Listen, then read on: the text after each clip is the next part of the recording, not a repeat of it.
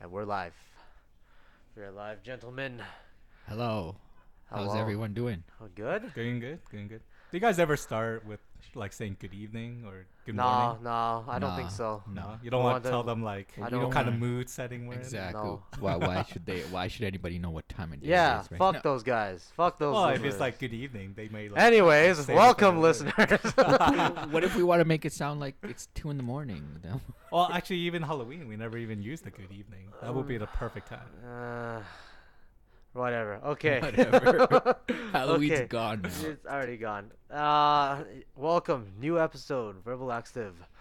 Today I got me, Sinzin. I got Hassan. Hey guys. And I got Brian here with us today. Hi, folks. And then Jason's not here today because he tried to go back to pursue his dream of being an adult entertainer, adult video pornography entertainer / actor / prop. And we're wishing him all the best. Yeah, just for this week. He just wants to go for this week. Maybe he'll be back next week. Who knows? But anyways, yeah, let's get down to it. You know, for those filming, they always fly them to LA, right? Like you would do like day trips. Like you shoot for, like, 2 days and come back? If it's like a big studio, then yeah. If it's like a really amateur, yeah, then no, they don't fly. I think Jason's probably filming in an abandoned warehouse or something. You know, right like now. as a big studio, you probably have the same like kind of jobs like Hollywood, right? You would have a scout, like you would go to like apartments and stuff looking for rooms or like. I don't think so, unless you're. I don't think it's anywhere near like the maybe there's scouts. Who knows, right? They could But just those go scouts, to like. you think they could probably use B&B, Airbnb? Like you just like look at listings and be like, oh yeah, I'll rent this place. I don't think so. I don't think they'd be able to do that. Because I No. mean, they'd get Like how would they know? they would Like, you catch just- on eventually. People would be, unless I guess not. Maybe not. Yeah. Maybe No, I feel it'll be a like you big could. scandal. You own your own place when you go. You own the place where you go shoot usually, or if people know you're shooting porn at the place. That's the easiest way to do it, anyways. I feel like they block out the windows for the lighting and stuff. They use all indoor lighting, like. No, not the ones in LA. LA, you can have ones where they start outside too. They'll have ones where they're just like doing it in the court, in like the backyard swimming pool, right? So Yeah, but I feel like those areas they're so secluded that people don't really like look into each other's backyard. You know? maybe yeah, you're not doing it in like an apartment building usually, but the amateur ones do. So. Yeah, the amateur. Well, I mean, they do in the room like ASMR or whatever, but they're usually like poor lighting and. Do you watch a lot of porn? Let's do some research here. Research, because a lot. it's like you're describing like tits, and you're in the. It's like the 40-year-old version. You're Steve Carell. And you're describing tits to me. And, yeah, a hard bag of sand, and you're like, oh, the lighting's not great, and they don't use outside lighting. I'm like, what kind of fucking, what kind of porn are you watching? Well, the other big one is camera angles. They don't. Like amateurs, they don't change camera angles because they only have one camera. And that's only if they're doing point of view. Otherwise, they have a bunch of cameras pointed at themselves, right? Well, usually, like I think in a set, you would have people moving the cameras, or Yeah, if you have a big production, but yeah. obviously you haven't seen amateur porn yet with multiple cameras. They'll have one like pointed at their ass for that angle. Yeah. Just the ass shot of doing it, and then they'll have a camera in their hands, and they'll have maybe one on like the dresser. They get multiple angles. Do they man. use GoPros for the ones where No, they they hold? don't. They don't? They just use a cam. They use a camera. They and probably do just it. use their cell phones, like just like You know, just prop one up in the corner on the bed. Yeah. there's a recent movie on Netflix that was it was promoted because it was filmed on iPhone 10, and the whole movie was just filmed on iPhone camera. Which one is this? I think it was like I can't exactly remember. Maybe something with the word bird in it. I'm not exactly sure. It's recent. It's like okay. Bird Netflix Box? No, not Bird Box. It's kind of like a movie about some like black kids. They're trying to get like a music deal or something. Oh. And it's like a well-known like director, but he filmed the whole thing with an iPhone. And so what he tried to do was he tried to maximize all the things that a mobile phone had the advantage of, and just minimize the weakness. Because like the things that he avoids a lot was like low lighting, because then he knew that the camera is just really bad with low lighting, so he would just always go to like full lit rooms or outside, things like that. And you don't know the name of this movie. I did at one point, but I can't remember right now. Jeez. Our viewers will tell us. No, there will be no viewers telling Our us anything. viewer,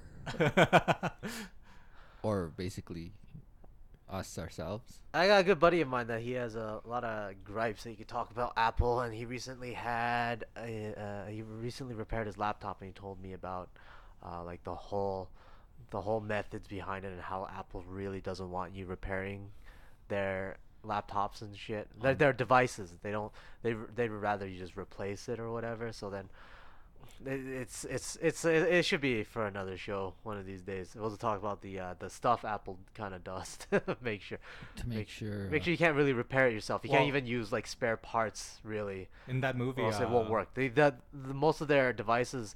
It basically won't accept other parts. Yeah, it has to be like an Apple part. And nowadays, I think he told me that you gotta they even put glue in there to just specifically make it so if you try to open the case or something, it just break all the. Just a booby trap. Yeah. This is well, have you seen Steve Jobs? It's a movie with Michael Fassbender. Like in the movie, it depicts Steve Jobs where he wanted a closed box system. He didn't want modular or any kind of stuff.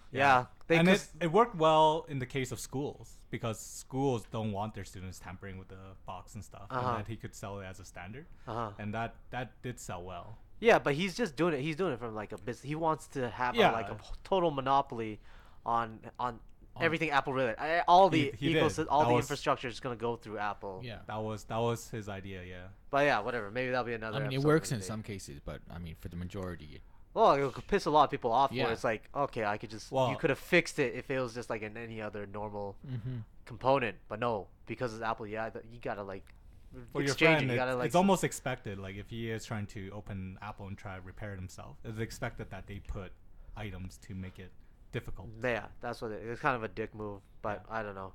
All right, so I guess today we actually are not exactly winging it this episode. Our viewers, you're getting quality product. Well, some of us might be winging it. Yeah, well, okay, it's still mostly winging it, but we do have go through all the Democratic candidates. No, not all the Democratic candidates, but we have one topic in mind. I want to talk about this because the good thing about starting this podcast is our conversation is recorded. I remember recording earlier episodes where I talked about almost the exact same thing I'm gonna be talking about today, and as if anybody doesn't know, there's a 2020 American presidential candidate called Andrew Yang. He's a Asian American guy, and he is he wants to run for 2020, and his biggest platform is universal basic income. And we talked about this a while back, and now there's a guy actually wanting to run with this as his main platform. You know, this Andrew Yang. He's quite relatable. He didn't go to Chinese school. He attempted it a couple of times and he just never done it. And for me, I was like, man, I could relate to this guy. He did some investigative journalism on this guy, hey? Oh, I like him. He's very well thought out, and his idea with UBI or Universal Basic Income. Yeah. I think he has a way of trying to sell it to the masses. Yeah, and we'll get to that. For anybody that doesn't know, basically his biggest idea is this thing called the freedom dividend or universal basic income, but came up with the name freedom dividend. What he proposes is that he gives every adult American $1,000 a month forever, like no strings attached. Anybody ages 18 to 64, you get $1,000 a month. And what this is supposed to do is it's just supposed to help you out.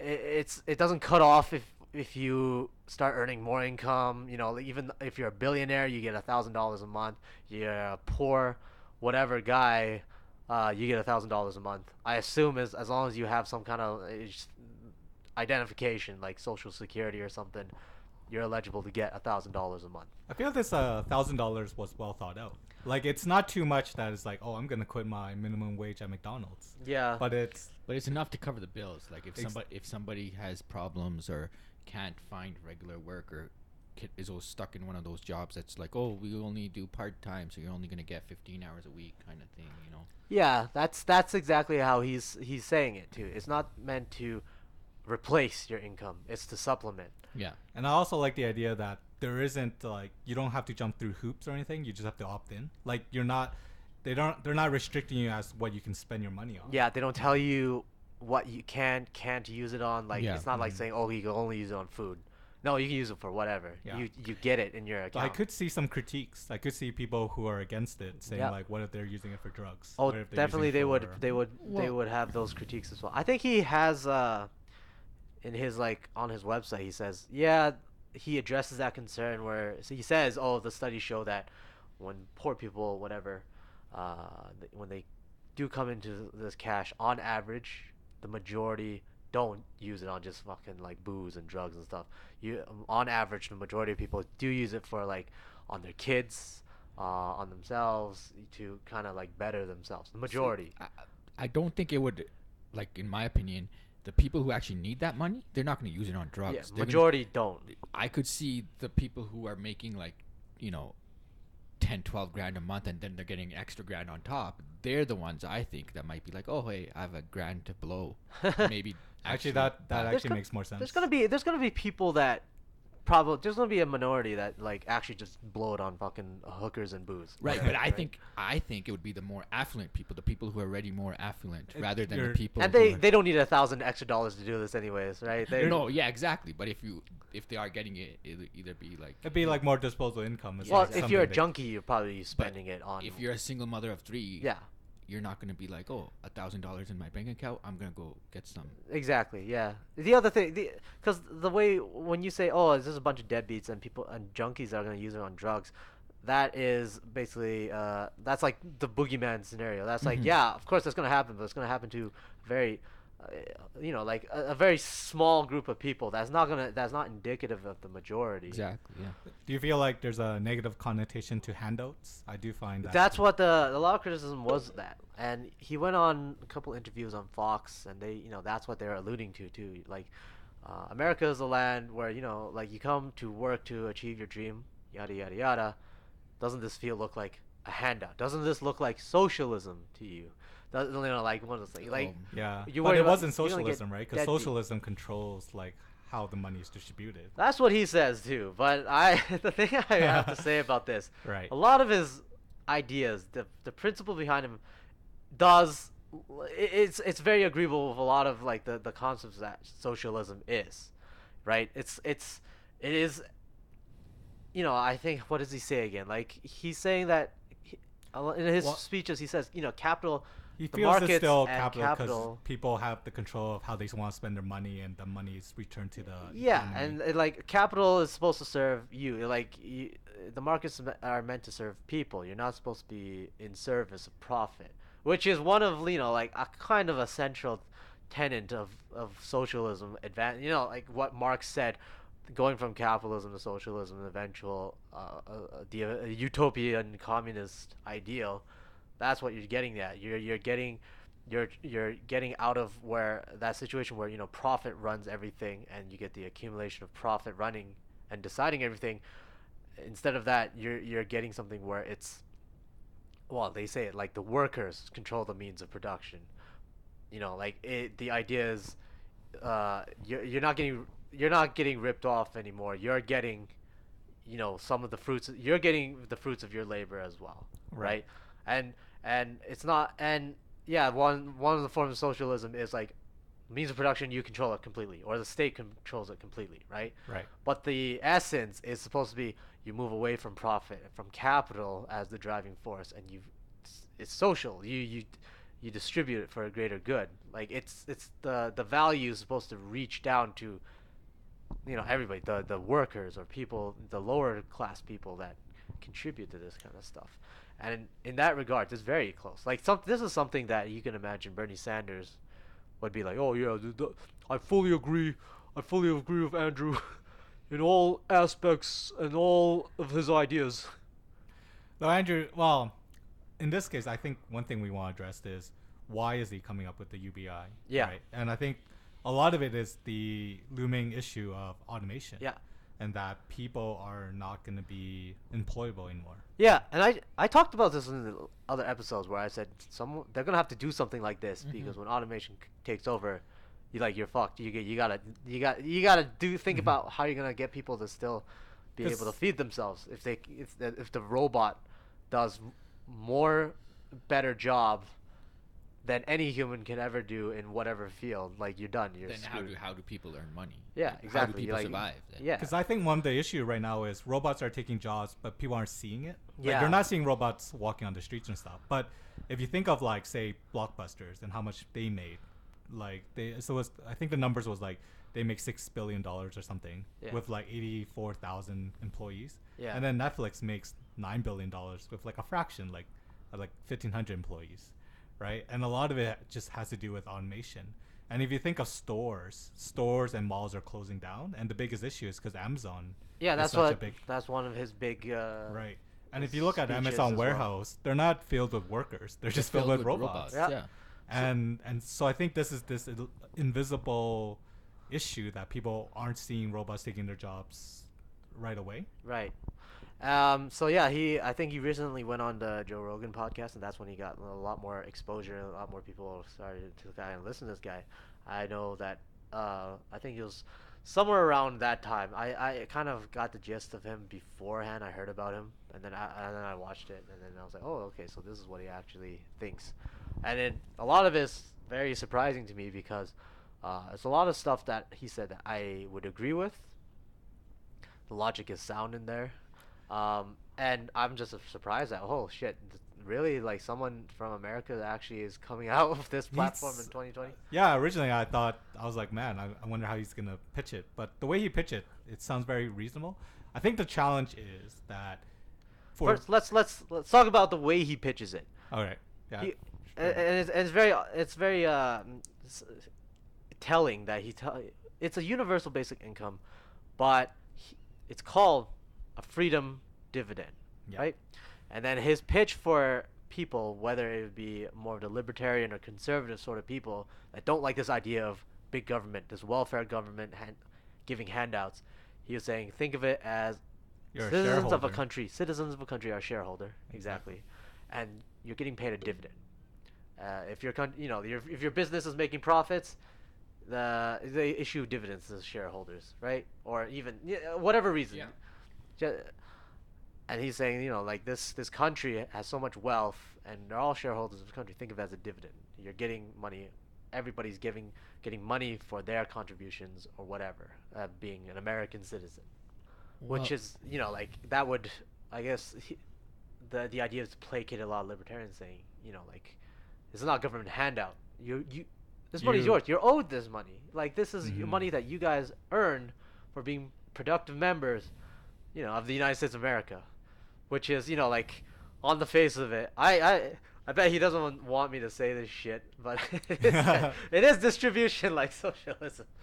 But, like, people can't stomach that word, right? So, they introduce that. And even connotations of socialism. Yeah. But I feel like the word, like, if you're a shareholder of your country, you feel like, oh, I'm part of this country, like I'm doing something. Whereas if you're I'm getting handouts, it feels like I'm a parasite. It's marketing. Right? It is marketing. I'm a burden. Yeah. And, It is definitely a marketing thing. It's from the angle of marketing. But we know that the citizens, we don't vote with our minds, we vote with our heart. How we feel about something really matters. Aside from your heart, the most basic thing is you vote with your stomach and you vote with your feet. Yeah, right. That's the most basic thing. Once that's taken care of, when your hunger is taken care of, you vote with your hearts. Like, we're not starving that we need a vote to like get food like Venezuela or something, Well, here's the thing. A bunch of people in America are in that situation where you're not starving to death. It's not a famine, but you're reaching that point where a lot of people have no other choice. Their backs are against the wall, right? Yeah. They're living at the poverty line or whatever, and they can't get out of it. Even though they can work, 2-3 different jobs, whatnot, they're still struggling to keep afloat. So it's definitely there. I mean, like, you tell everybody, in any country, hey, I'm gonna give you money, vote for me. You usually buy the vote that way really easily. Except in this case, he's making a whole policy of it, and this policy is very redistributive of a policy, right? So, it is like I imagine that it should buy a lot of votes. But I was talking to my friend the other day, and I was thinking like, I don't know if this guy will get actually really popular. If he does, then it's a good barometer to see what America is at right now. He's the barometer to see what if they're receptive of something like this. I generally think that because this is the first time we're hearing about him, that people are gonna hear about him. But I don't think he's gonna get enough exposure until the next election. Kind of like Bernie right now. A lot of people are talking about Bernie, but it's because they've heard of him the last run, right? Right, but he got he blew up a lot during the primaries of the last time in 2016. Right, like that he got his chops. He was a senator for a long time, and yet he only got famous. You're talking about Bernie, right? Bernie. Yeah. He was a senator for a long time, and he basically got recognition in 2016 while he was proclaimed his candidacy and started doing speeches across the country, and that's how he got famous. Yeah, before that, nobody knew him, even though he was in like. Yeah, he was a senator of what was it, Vermont or something. Like he was a very well-spoken person, very knowledgeable, but right. His exposure was very little. Even with Andrew Yang, like, even if this is his platform, but his opponents are gonna turn it. I think are gonna turn it to the socialism. They already done that. They're already doing definitely. that, but as we go closer, they're gonna push down hard on that. Like, do you think his race will play a part? Maybe a little bit.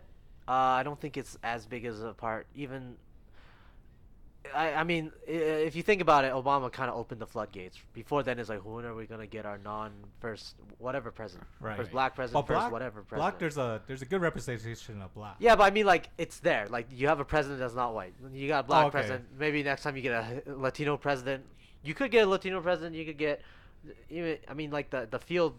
The playing field for the next candidates, there's a whole bunch of people with some different ethnicities in there, and he is Asian American, maybe. I don't know. Like, you could be right also that they're not ready for an Asian president yet, but like they're not even ready for Asian American actors, so I can't see them being ready for presidents, man. I don't know, man. Like, I'm just using like YouTube comments as a barometer right now. They're not. It's nowhere near anything of use, I guess, but you can sort of.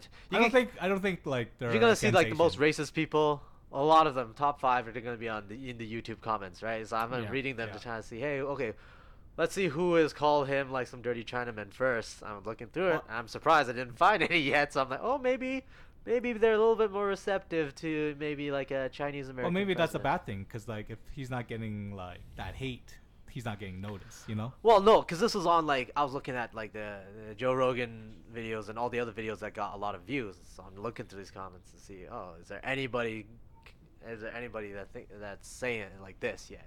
Right? I don't know. I don't think his ethnicity is going to be too much of a problem. It's just going to be his exposure, whether he gets popular or not, whether people catch on or like what he's saying. Yeah. I think that's his main thing. Whether or not ethnicity doesn't matter. If he can market it, then people will. I think it will catch on, but well, he has to market it the Republicans, because those are the people that he's trying to help the most, right? The people who are driving the trucks, working the retail. And I think that's his strategy was to come from that perspective, because he went to hang out with truckers, and he basically tells that story when he was giving talks, like, I spent time with these truckers in Iowa, and I told like. I got this. I'm basically driving around with them in this truck. We're talking and shit, and they're telling me why they voted for Trump back then, why they think nobody's listening to them, and I'm telling them, and he's telling them that AI's coming, right? Like, they're coming with driverless trucks. Tesla's already got them testing. A lot of other people are testing them coming. Amazon is a big one too. Amazon and Uber. And they're worried, right? And then especially that's a big Republican base. Like the flyover country. Wouldn't it have been smarter if he had joined the Republican Party and ran from that point? Because he already got the Democratic based on just his views alone, right? Don't think so, because his other views are more in line with the Democratic Party. Exactly. His big 3 ones are, well, first of all, like, okay, I'll get through this first. His big one, of course, is UBI, Freedom Dividend, whatever the hell you want to call it. Second one is the Medicare for All thing. Yeah. Third one is marijuana. He wants to. Well, he talked about marijuana too, but the third big one was he wants to measure economic prosperity using an index other than GDP, which I agree with. That makes sense. Yes, I like heard 100%. I was thinking about this a long time ago before. Like, it doesn't capture shit like infant mortality, you know, like life expectancy, whatever.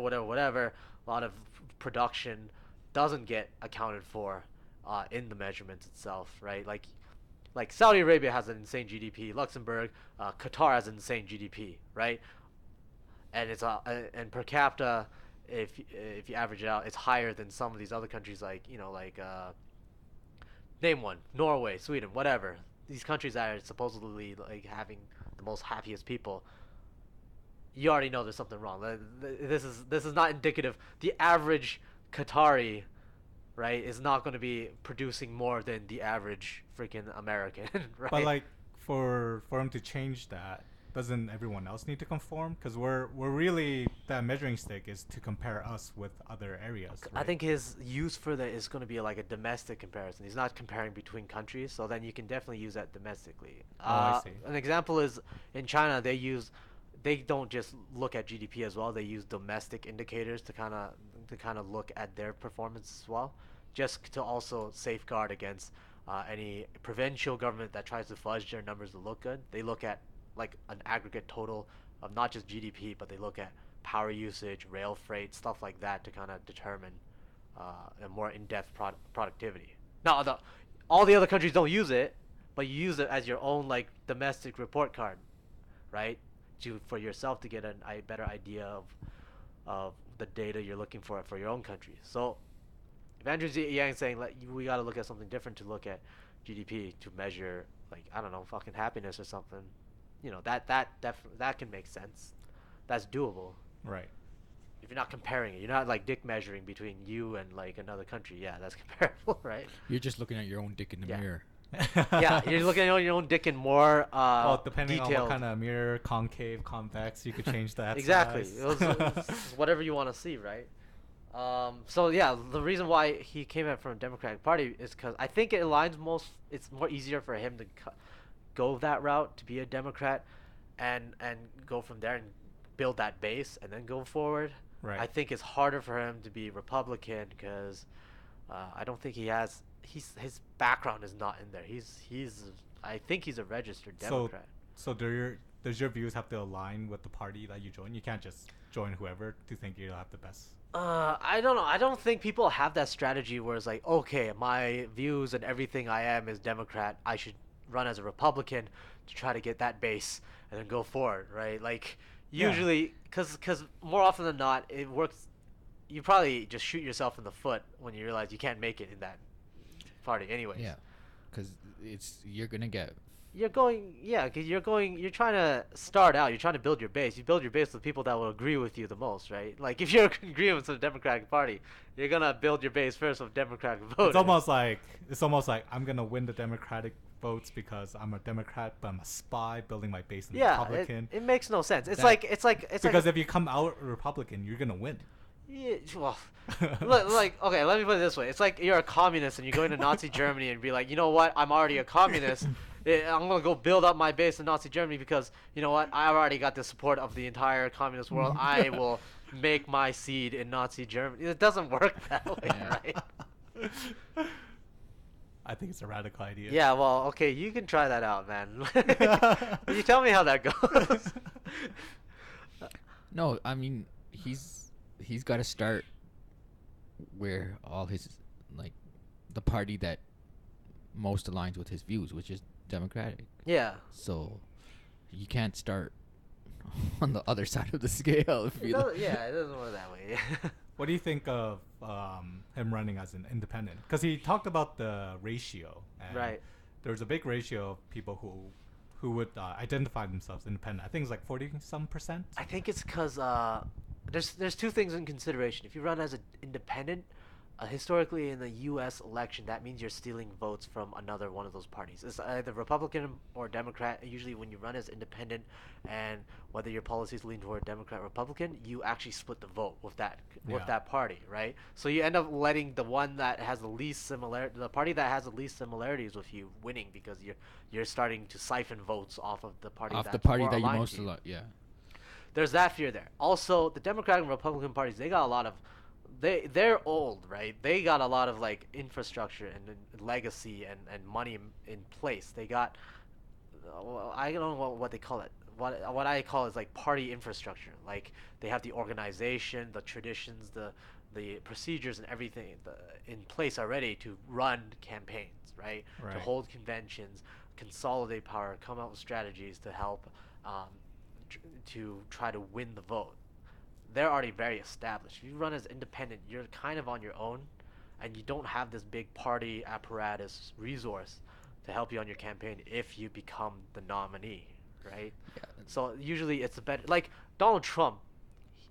A while back, he wasn't Republican, right? He was actually a Democrat back then, and then it's just in the recent decade or whatever, he switched to Republican or whatever. Because he wants to win. That's all. He basically told them both to fuck themselves. But at the end, he still did it as a Republican, telling Republicans and Democrats to fuck themselves. Because it is interesting that a billionaire can relate to the common worker. That's another thing too. Like, exactly. It seems that America is looking for a savior in rich people, I guess. Right. Right. Well, because I think when you were talking about Andrew Yang and he's talking to these truck drivers. Yeah. And they were saying like. The truck driver was saying like the Democrats, they don't feel like they connect with them, right? Because generally Democrats are the people who are the Silicon Valley or the engineers and stuff, right? But the truck driver is absolutely correct. Both parties are not representing the lower class, the common people anymore. You know, that's historically when you have these parties. If you have two parties, usually you got one party representing the rich people that have stuff or the people in power. And then the other party represents the fucking common Joe, right? Yeah. Average Joe Blow. You don't have that in America right now because Democrats represent rich, powerful interests, and Republicans also represent rich, powerful interests. But the individuals, I think, like Bernie Sanders and Andrew, clearly they want to represent the they do. They're Middle the class. They're the populists, Because they talk about the billionaire problem, right? Yeah. That there's too many billionaires in the United States and that there's way more poor people. Yeah. Or the billionaires control more wealth than the poor people combined, kind of thing. They talk about how big corporations like Amazon are getting away with not paying their taxes. Yeah, and recently, like, they withdrew their HQ too. Their HQ in New York because of that. Well, that was when you think about it, that's like a huge corruption, right? Like like, oh, you know what? I didn't like what you said. I'm just gonna leave it. Like they were like giving. So many tax cuts. Yeah, Cuomo ridiculous. Basically got on his knees just to fucking get Amazon just to select New York. And then, like Alexandria Cortez or whoever says something like, oh yeah, fuck you Amazon. And it's like, you know what? I don't want to be in New York anymore. Have fun, eat and shit. That, just that pick up whole and leave. thing with Amazon getting everyone to like fight over them, that's just a power play too. It is. They had no intention of going to like Calgary or no, of course all not. the smaller places like they just put up everything. No. They just put all these names out there just to make themselves their own ego bigger, basically. Ego bigger and also getting a better deal. Yeah. Right? Yeah, it is a sad state of affairs if you think about it. You're American, you guys are vying for like one of the richest companies to try to come to your state. What do? You give the richest company in the world tax cuts and fucking incentives. Like they need it to come to the fucking state cuz you're thinking, "Oh, what else are my prospects? They are promising me 25,000 jobs. I have nothing else to do." Like, you have no choice but to give the richest entity more incentive to come to, fucking please, give it to me, right? Well, that's the fucking problem. Just like you said, America's looking for a rich white person to solve all their rich white people, but the simplest way rich white people can solve all of America's problems is pay your fucking taxes. And then they'd be saviors. Rich people, they can be. I don't see race. I see only rich people. No, this isn't to fucking soak the rich. I mean, like, regardless of what anybody thinks, if anybody thinks about the rich people or whatnot, the reality is that you're reaching the late stage of capitalism, and this is what it looks like. It's rich people get richer, and it's natural. Like, that is what the system is meant to do. your capital is supposed to accumulate, and fucking you're supposed to get more and more and more and more into very specific, very concentrated, areas, entities, whatever. Right? This is what it's supposed to look like. Amazon is exactly what the system is designed to do. Bezos is exactly supposed to be worth, like, what is it? Almost a $1 trillion company. Like, the system is meant for something like that to happen. Like, and at some point you're gonna have to realize, you know what? If this continues, shit is gonna break down. That's right. Well, especially with automation. Like, what I think I learned that was really interesting is that people compare automation like the industrial industry, where we used to be farmers, and when we create the industrial industry, people change jobs. And then the idea is that, okay, well, these truck drivers, these retailers, well, they need to learn to code, which is this meme now, right? It's the new let them eat cake thing. Oh, they can just code. They can just learn like to code. Everyone is innately a coder, right? But the thing that I think the interesting criticism that I thought was really interesting was automation is happening at a rate that people can't learn code fast enough. And that even if they do learn code, it's obsolete anyways because the machine will code themselves. I could code better than you. Even for coding, how many people do you need?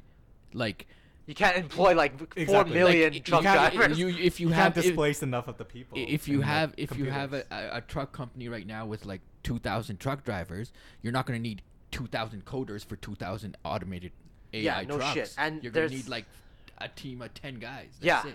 That's all. That's it. People don't see it. But one of the most strongest arguments for this, like one that goes even above all of that, and I've seen and I'll tell you, like, I see some of these comments and some of these posts where, you know, people they give like a reactionary comment which they say the critique against something like UBI or whatever is, you know, we transitioned from farming and shit to the Industrial Revolution, and then now, you know, like, we've transitioned.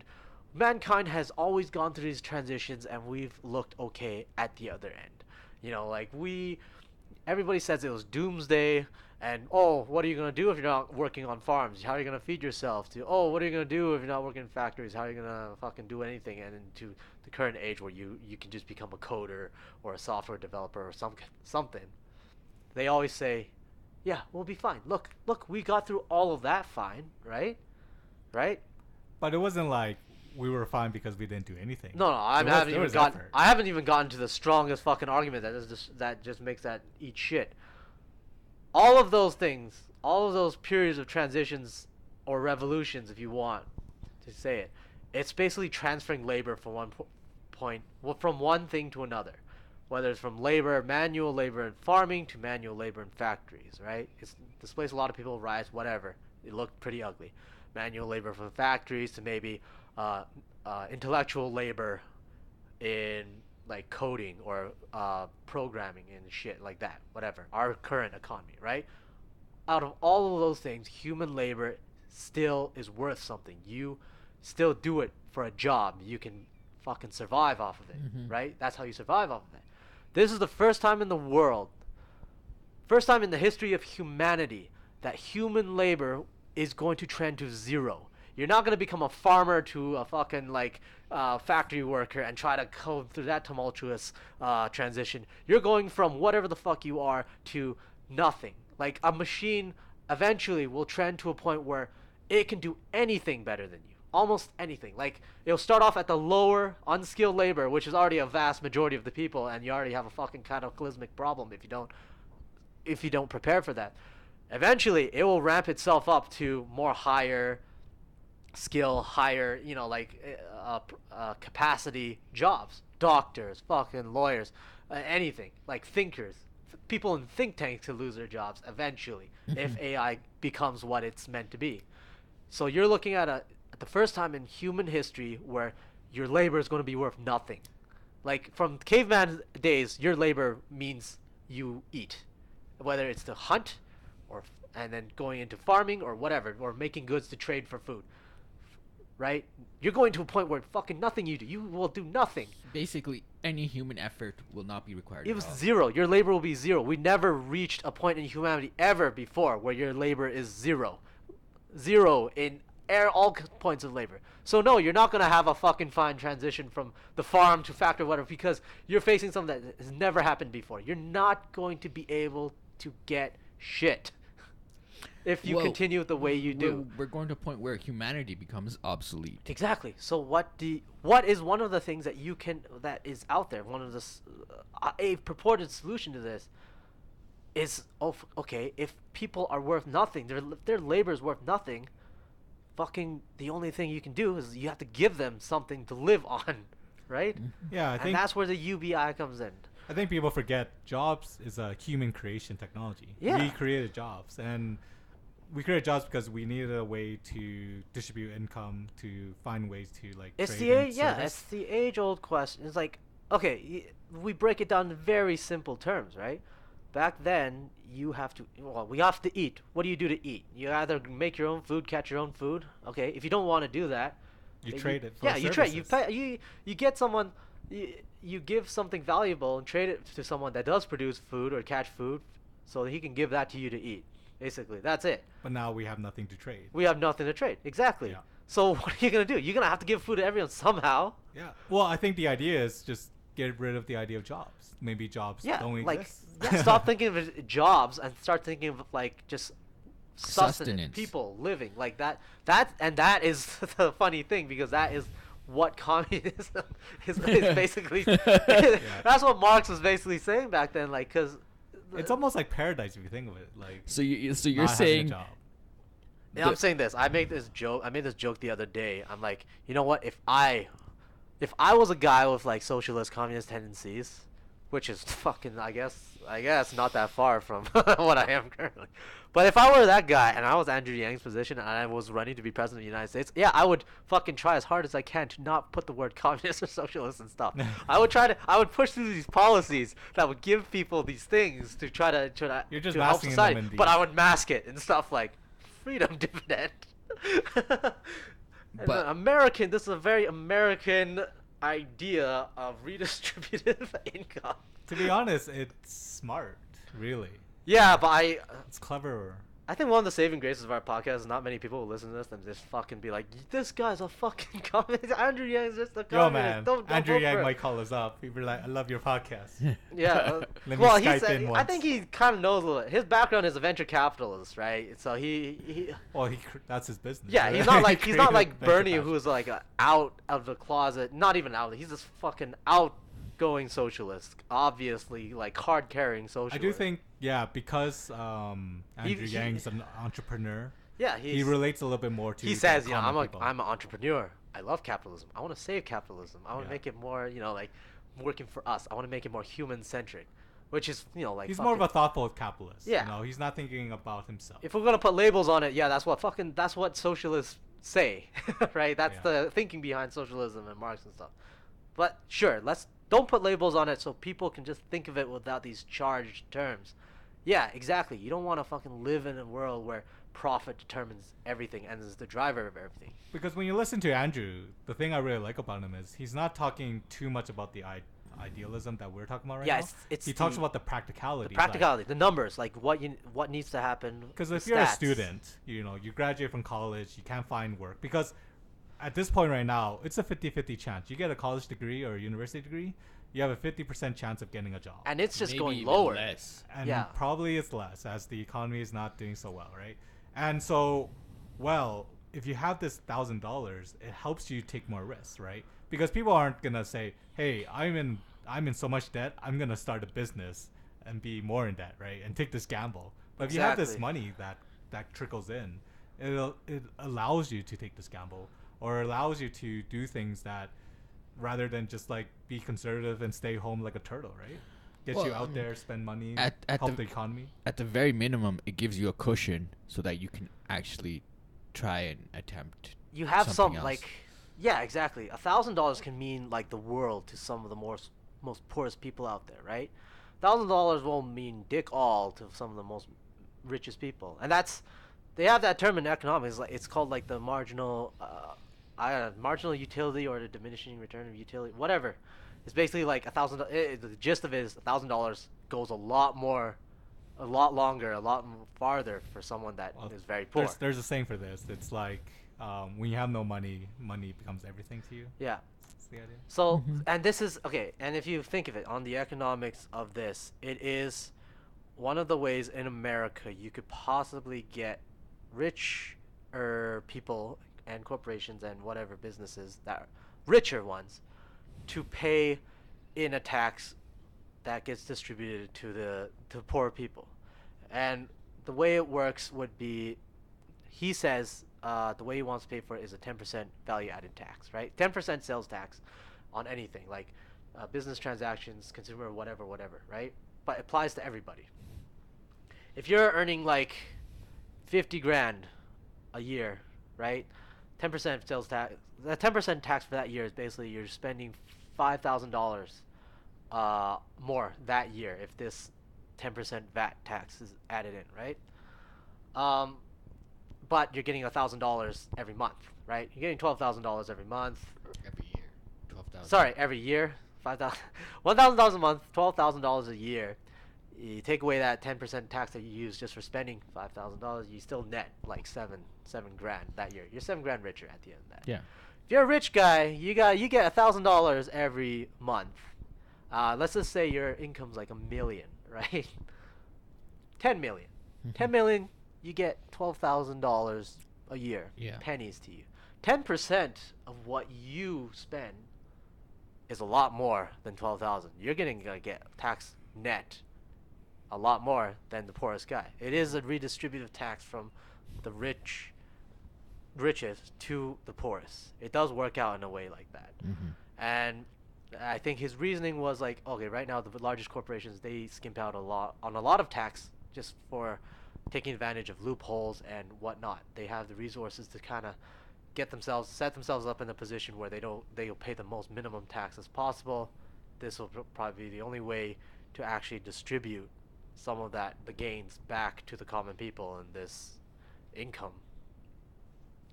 So it kind of works like that. Like the way a simple way to think of it, flat tax. If it's in terms of like tax returns and tax rate, a flat tax rate helps the richer person.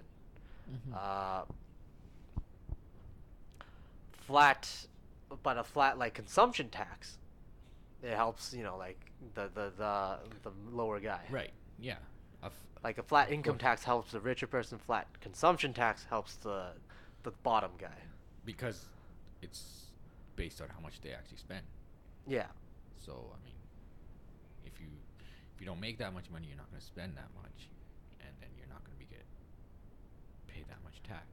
It's basically his way of distributing from rich to poor. That's the way he's going to pay for it. I mean, end of the day, if you could just eliminate all these tax havens that all the rich billionaires and everybody has, then I mean, that's not easier said than done, right? Right. Some of these tax havens are outside. Of course, that's what I mean. But like, I don't know. I think if the billionaires of the world just paid their taxes properly, then it would go a huge way. They did for a time. In America, they did for a time. Right after World War II, the top marginal tax rate was 90%.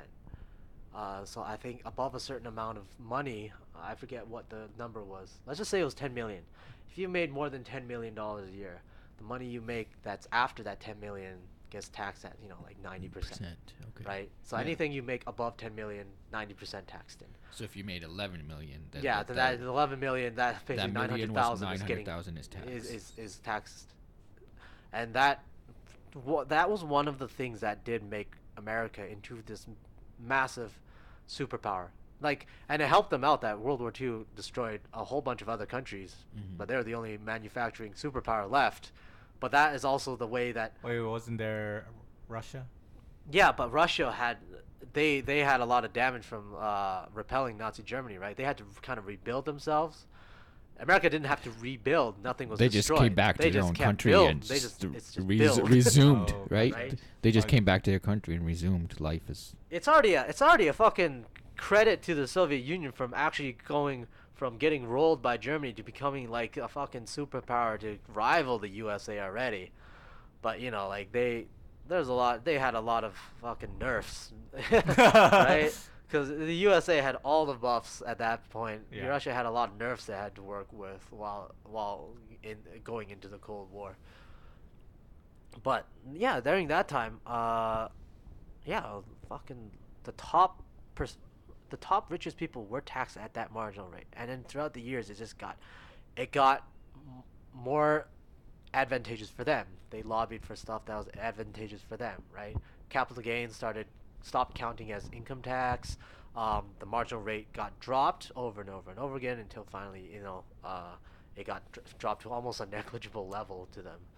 You know, something that the university basic income kind of talked about that I thought was interesting is that when you're strapped for money, that your IQ goes down. Oh yeah. He was saying that, and he was saying that, you know how like, because you're not like thinking intellectually, you're kind of worried about money. Mm-hmm. So he was saying that by giving people money, they can think more intellectually, and things like concerns such as global warming does become a factor to them, because racism when you're as well. yeah, because if you're thinking about like feeding your family, global warming is way You don't too give a Way shit. to know. yeah. Yeah. But if you have that $1,000, it's like, oh, global warming is a concern now, because I'm Yeah, feeling you- okay. Yeah. No, you have time to think at other larger issues at hand rather than just. You can afford to. You can afford think. to, exactly. Yeah, you can afford to. Sorry. Yeah, you can afford to rather than being forced to just think of just making it to the next day. And this thing, the way I see it is like a while back I always said, oh, you know what, fucking Donald Trump's probably gonna win in 2020 because there's nobody that really gets his support base, and they're just Democrats are just like peddling bullshit around, like, oh, fucking the Mueller investigation, Russia. They're not even But getting. there might be what do you call a Deus Ex Machina for us, because Trump might just be arrested. Well, maybe, but don't hold your breath, right? No, if they had something, they had the that's shining gun, they would have fucking pulled it. They would have pulled long the trigger fucking already. time ago. Yeah. Yeah, this is all just fucking smoke and mirrors. Yeah, if that happens, if that happens, that is a political shakeup. That's a pretty big shakeup. Yeah, because Republican, I don't think they have a backup. Yeah, forget about fucking Republican and Democrat parties. The people, like, you might look at a revolt if they go the route of trying to get Donald Trump out of the party. Because of power, we can crop. Well. No, the people, because like Donald Trump didn't get elected because of fucking meddling or some kind of sleight of hand. He had a whole fucking base of people that after, Bernie got pulled out in favor of Hillary, all these guys that have basically nothing, or the ones that are facing, desperation, they voted for him. If you take him out, you're basically telling these people that are desperate, the most You're talking about the American voter. the American voter, the flyover states, the ones they swing call states. deplorables, the ones that the masses basically. Right. You're basically slapping them in the face and saying, yeah, fuck you, we took your guy out using our big Washington power broker methods. We took him out. What are you gonna do? What do you think they're gonna do? Like, people are gonna fucking revolt. Well, Yang could pull it off. Yeah. I mean, most of the masses that voted got frustrated and ended up voting for Trump most of their reasoning was that, oh, he's a businessman, so he's going to run the country like a business. Well, that's what Andrew's saying right now. Your country is a business. Yeah, I'm saying and you're gonna benefit from it. I'm saying before, I would say Trump's got a good chance of winning. Now it's like he's still got a good chance of winning if Andrew Yang or Bernie Sanders or the people like them don't get traction. If they do get traction, then this is the best bet that Trump can actually lose to. Mm-hmm. I don't think fucking Kamala Harris or fucking Joe Biden can dislodge Trump. No. It would have to be coming from someone like a Yang or a Sanders. Something unexpected. That speaks to that base that actually got Trump elected. The masses that he talked to that resonated with them, right? And some of those masses feel betrayed now. fucking, I said before, like, Trump is a symptom. He's not he's not the cause of the disease. The decline of America is a long time coming. He's just a symptom of what's the surface once you get to that point where the rashes starts showing on the skin, right? If you're just treating the rashes for something that that is actually much deeper, like fucking liver failure or something, it doesn't matter if you treat the skin rashes, right? Donald Trump is the skin rash. You gotta treat whatever's deep in that country. Whatever that's caused eating Trump them. to come out. Yeah, he's a symptom, and he said it. Well, Andrew Yang said it. It's like a fucking. It's like he listened to the podcast and said no. No, he fucking. It should He's be our uncle. people that pay attention to this stuff. It usually, I guess, comes to them, right? Yeah, but that's like, exactly what he's not causing I agree America. It's America chose him. It's yeah, like, America chose him, and it was bound to happen in a sense. it is the economic reasons. It is 99%. It is the economic reasons that they're facing. No, but what I mean to say is like if someone like Andrew Yang can instill hope in the same people that ended up voting for Trump, Yeah. then he's a sure bet. How do you guys? He has good chance, and this UBI, whatever, everything that he's proposing, this is not an end all thing. If you are like cognizant of kind of like the trend this is going and what AI can do, this is helping you transition to a society where instead of $1,000 a month, you're getting something like living wage. You're getting something. Mm-hmm. Humanity has to change fundamentally. Society has to change. Has to have a fundamental change to kind of exist in that kind of post AI world, right? And this is the transition. This is the way to get people prepared to get into that slowly, right? And this is the in my mind the correct way to kind of go that way. You gotta start off right now. So if this is how we start off, then what do you think? I'm just going crazy here and just saying like, in the future, far off future, not 10 years from now, not 20, 100, 200, 300 years from now, do you see the whole world being like a socialist government then? Yeah, this is what like people are saying. Democracy, even though everybody today, in today's time, democracy is touted as the best version of government. So it's gonna get superseded by stuff that needs to The challenge adapt with the times. 100 years, 200 years is times is changing way faster than before, right? It's accelerating, so it'd be so unimaginable to what would it be. Right. I don't know. Yeah. No, 200 years could be too much, but even like 50 years from now or 100 years Sure. from now. I can say maybe 100 years later you're gonna get something on Earth that looks like what communism is supposed to look like. Communism 2.0. Some people call it that. Like with the advent of technology, with the capability of AI and technology, you can get something that looks a lot like communism. And communism, no, I don't even want to use the word true communism. Communism is supposed to be, it's ironically really close to what libertarians like to jerk off to. It's basically, you got no state anymore. Because there's no classes, there's no distinction of classes. You just got people living however they want to live with as much abundance as they can have. That's what communism is supposed to be. Post scarcity, like there's no scarcity is not a problem anymore. Everybody's got abundance of everything, right? It just sounds like paradise to me. Well, that's what that's why they call it a communist paradise or whatever, right? Like everyone has equal abundance. It's like you have everything and you don't have to work for any of it. Because it's like a cruise ship. It's like in Wall-E, that big fucking cruise ship that people just got fat on and just lived on. Yeah. That is supposed to be. Life. That is what people mean when they say communism. They don't mean fucking Joseph Stalin, right? They mean that. Like this is post scarcity. If you imagine, like, if you're in school, you got a whole fucking 100 bundles of pencils, and your friend asks you for a pencil, you just give it to him. You don't care, right? Because there's no scarcity of pencils, right? Yeah, and the teacher will just give you more if you want more. Right. That's the thing. Like, economics. The whole deal of economics is how to deal with scarcity. You're gonna assign value to it, and then people get into the whole fucking. They build it up from there. How do we deal with scarcity? Post scarcity is what like back then Marx wrote about it. Like, eventually you're gonna get to a point where you can produce so much with that people will have abundance of everything, and your labor, you don't have to toil away to survive.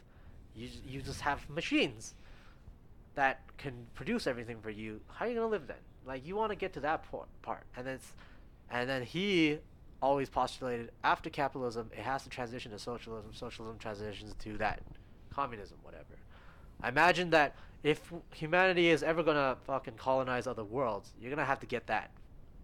By that time, you're gonna, like, you need some kind of unified world. You know, it's hard pressed for me to think of where it's like you have the plot line from The Expanse or something where Earth has colonized Mars and starting to colonize the moons around Jupiter, and you still have the United States of America or the People's Republic of China as sovereign entities that are that you know like have plots of land and shit. Right. I mean, these countries can still kind of exist, but I think it's going to be one world They would that's be. united under like one kind of authority. I don't know how it's going to exactly work. Communism theoretically shouldn't have an authority anymore, but Again, we end up back at Futurama with Richard Nixon being president of the world, yeah, of Earth. and the thing about like that is you technically don't have a government or political parties in communism anymore. It is the libertarians' wet dream, ironically. This is what they always want, right? Like they want absolute freedom to do whatever the fuck they want. Like that's the postulation of communism is absolute freedom to do whatever you want because you're not constrained by scarcity anymore. Mm-hmm. I don't know whether it will exactly be that, but if you look at what AI automation is doing and how we're trending towards, you know, we're literally providing zero labor now, that is becoming way more of a possibility, and you can't stay the way you are.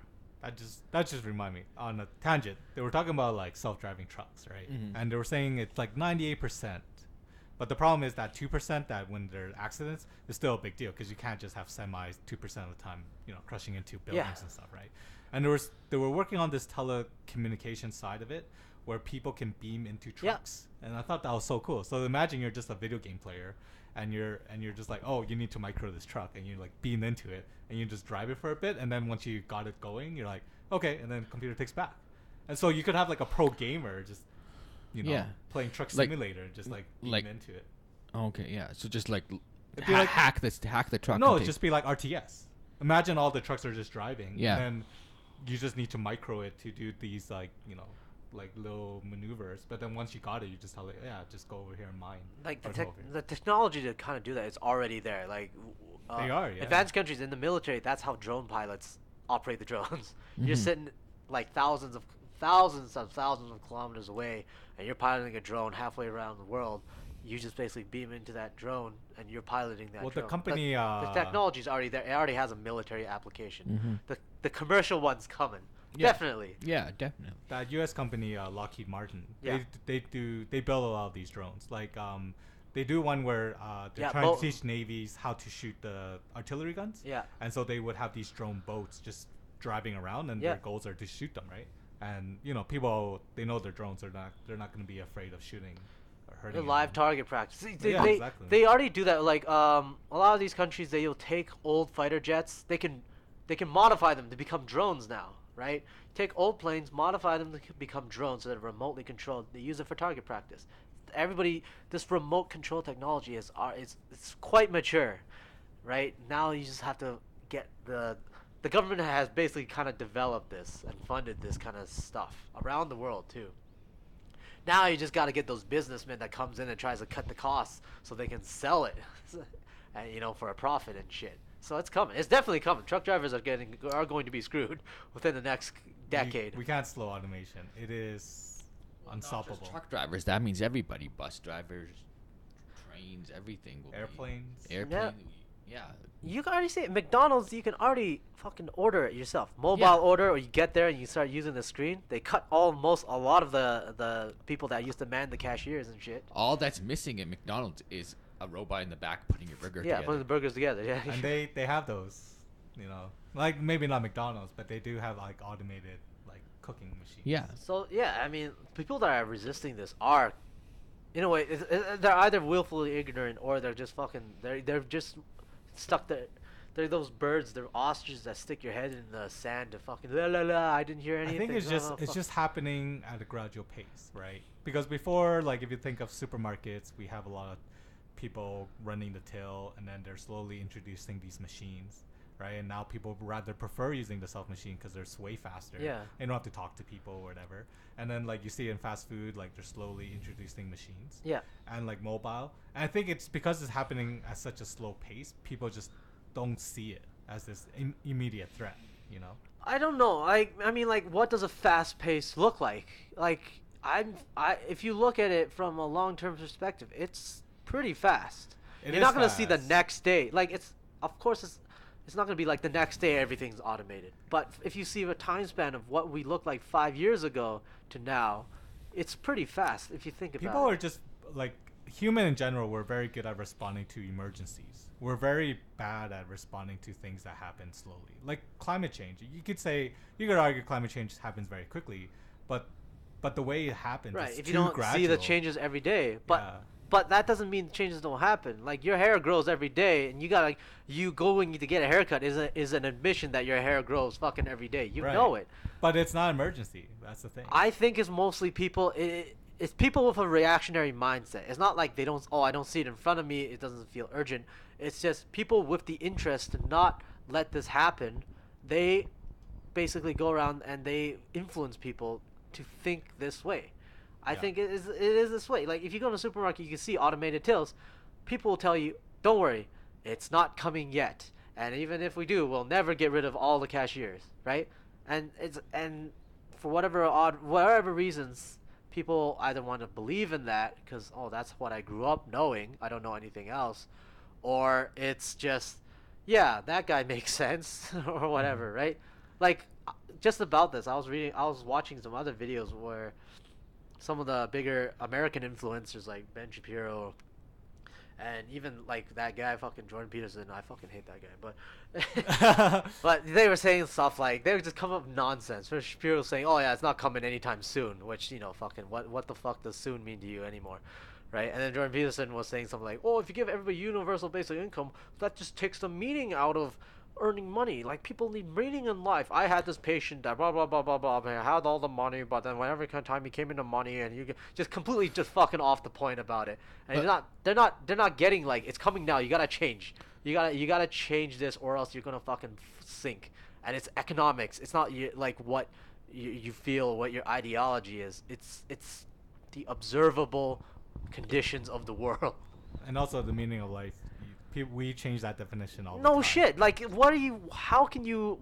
What kind of fucking moron uses that like argument to try to be the counterpoint to something that is a material change in the world? Because if you look at like church, like people who devote themselves to God, Yeah.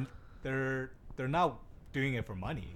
Like the meaning to life to them is way different. Yeah, meaning of life. It's like this is not supposed to give you meaning. This is supposed to give you like a fucking flotation device so you don't drown, right? This is to transition you to the eventuality of you're not gonna be able to work anymore. Well, earning money won't be a concept anymore. And people like how many people actually live to work? Like you can Nobody. find meaning in other ways than earning an income, right? I bet you the majority of the world, if they don't have to work anymore and they can just do things that they like. Well, I mean, Without worrying about making a living, I think a lot more people would be in tune with that. You don't get a lot. It's only a minority of the world that actually does a job that they love, right? We're just Majority gonna of get people a lot hate it. of social media. even I like. I Even was if you just gonna get say, thoughts, they fucking love being thoughts, right? Yeah. You're gonna get full-time thoughts now, and there's gonna be They already have full-time thoughts now. Like, oh, what's the difference? there's gonna be way more. Fucking sluts. Anyways, what are you gonna say? No, I was just gonna say what Brian said. Social media, like people are making money doing things that they want to do rather than things that they have to do. And they're still doing it. They still have to sponsor products. They still have to kind of like make videos every day, even if it's a grind. Whatever. It's still But even it's- that is to some people doing the social media route. It's still kind of like a job thing. It seems like we're all like on board with the changes that. Oh, Andrew we is- definitely are. Fucking. But to play devil's advocate, what are the downsides? All right, here's the biggest downside I can think of right now off the top of my head, right? Aside from anything that goes wrong and you bungle it up and fucking get people mad at you, the biggest downside that you can see that could be a very big problem with Andrew Yang's position in the future is if you're going to institute universal basic income for every citizen of your country, you will be very strict on immigration. Mhm. You will be very strict on So giving we need to build that citizenship. wall then. This is the big conundrum he has to deal with in the Democratic Party. And he says, for immigration, he says that, like, for the ones that are already here, we'll give them a pass to citizenship. And then, like, for the ones that are coming in, you got to come in legally, blah, blah, blah, right? Oh, what? sure. I mean, there's also these cases with DACA and all that. Yeah, stuff too. yeah. Like he's saying, well, I think his view is like, you're a kid, we're gonna try to give you a path to citizenship.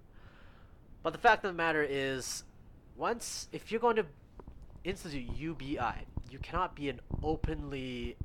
Your immigration rules have to be a lot more stricter, just by the very nature of it. If you're giving all your citizens basically a fund to People live. are gonna be like, oh, I have economic troubles.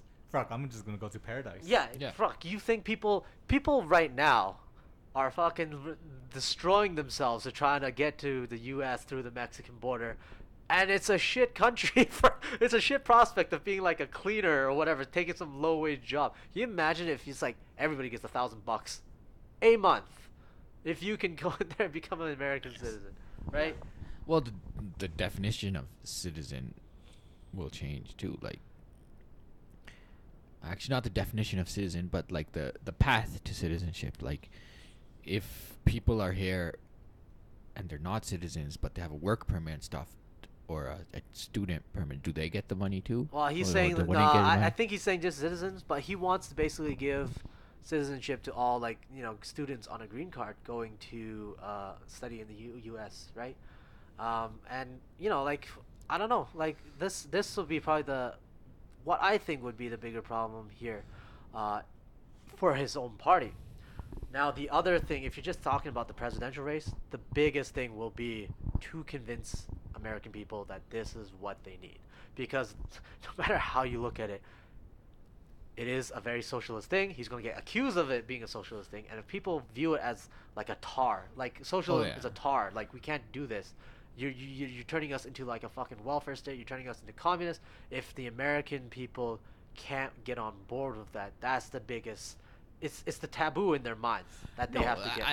I can see it right now how like the everyday American will be like, fuck that. I'm a true American. I'm gonna earn my money. Yeah, none I'm of this gonna work commie for shit, my money. right? I'm gonna I have to earn my money. I have to work for my money. I can't just and the get. fact that he's Asian American, his family's from Taiwan. They're gonna be like, you know what? It's just They're a fucking gonna Chinese group 'em communist in trying that. to come in Exactly, and yeah. infiltrate our country and make everybody communist here. The- Goddamn communists. The other issue I could see with UBI is once it is implemented, you can't just take it away. That is the other thing too. That's why, you can't fuck it up, because once it's implemented, you can't take it away. And if there's something, if it's something wrong, if you can't pay for it, you're fucked. Yeah. Right? Yeah. You can't come up If with the country suddenly is like, oh, we don't make enough to give everyone the $1,000. Well, you could adjust it then. You could be like, well, now it's Yeah, but dropped. it becomes a slippery slope, right? You start adjusting it, but then like you're frantic for more money. Yeah, and some of it is based on like, the value added tax. All these returns are estimations, right? You're estimating that economic activity will grow, and the most reasonable history suggests that it would, but still there's that risk of what happens. Any external things too, like maybe when you get bad luck, there's a huge worldwide financial crash or some shit like that. Well, like there's stuff that can work against you, and Brian's absolutely right that once you promise people this is what they want, you can't take it away. Right. You gotta If you implement establish it, then it becomes a pillar in people's lives. Like you can't just. I just don't see Andrew winning that, because like really, cause we're talking about you're changing the whole dynamic of how the world works, how people live, and you're also talking about the issue with immigration. Like U.S. does not have immigration locked down, right? No. So like there's way too much. And there's a contradiction within his own party too that he would have to deal with, right? And that would be his obstacle. But he has also some other things which I think is some weaknesses in a presidential candidate. One of them will be he doesn't seem to have like that political will, like that iron will, like like Lyndon B. Johnson or someone had that said, you're gonna get this fucking done. I'm gonna make sure this gets done, and like FDR, how FDR got Social Security. He's kind of the guy in the middle. He is more like an advisor, right? Yeah. He is more like he's pitching it, right? He's pitching the idea, but let's see if he has the capability to actually be that, like a leader, a politician, a statesman in that regard, to basically be tough and like not just pretend tough, like fucking nails tough when it comes down to it. And the other thing that I think is less of a problem, but people will harp on for his opponents will harp on him is he doesn't really have a foreign policy kind of strategy worked out. He's 100% domestic, right? Well, I think his strategy would be, hey, I'm Chinese and China's Chinese. No, You're gonna help me out. It's the culture, right? Well, he sort of talked a little bit. He sort of talked a little bit about that would destroy him. He started talking a little bit on the Joe Rogan podcast where it's like, oh, what would you do? What would you say to Putin or something? And he just gave the common democratic cookie cutter statement. Oh yeah. On the Russian Stop it. Yeah, exactly. Right. Well, It doesn't gonna fucking hurt mean you, anything. yeah. It's exactly what every. Or It's like you're in the gonna have to democratic. go in the corner Yeah. on timeout. It's in the manual, right? Oh, if say this, it's in the call center manual, basically. So that's what his opponents can go after him. But yeah, you're right. The biggest weakness is you got to get this right because once you implement it, you just no going back. And also the immigration thing that I can think of. I don't know. Can you think of anything else? This is a totally different question, but do you think there's anybody on the Republican side that would advocate for this freedom? Here's the interesting part. One of the prominent examples that he uses for this is Alaska. Alaska is a Republican red state. They already have like a statewide fuel income, whatever. It's every citizen in Alaska gets maybe like a certain amount of money, $1,000 to $2,000 from the state of Alaska directly from like oil and gas royalties. I think something like that. Okay. So, and it's been going on for decades already, and he uses that. And in a lot of his talks, that's the example he uses. Like, this is not a foreign concept to us. He'll say, this is not a foreign concept to us because it's already in effect in a state like Alaska. And it's a Republican governor that instituted that by saying, we have this money, we're going to give it to you. Because, what? Are you going to trust the government with the money, or are you going to trust yourself with the money? It's a very libertarian kind of view or whatever, right? And they fucking ate it up, and it's hugely, he says it's hugely popular there, right? Fucking, yeah, and I guess you could say in some of these Arab countries, this is a hugely popular thing too, right? Mm-hmm. Saudi Arabia regularly gives incentives and subsidized fuel and Oh, yeah. fucking money to its citizens to keep everybody happy. Like, the Republicans, there's already an example of Republicans getting on board with it, using their own ideology to kind of color it, right? So if they play it right, if people really catch on, it could be something that really sticks. I do think that if it was more of an in-state, that would be a stronger argument than Alaska, because I do think people view Alaska like an island, Yeah, like outside of the continental U.S., but I don't know. Like, if you want an example that's American, that's a Republican, it's quite there. Paid by oil royalties and whatnot. It doesn't matter what.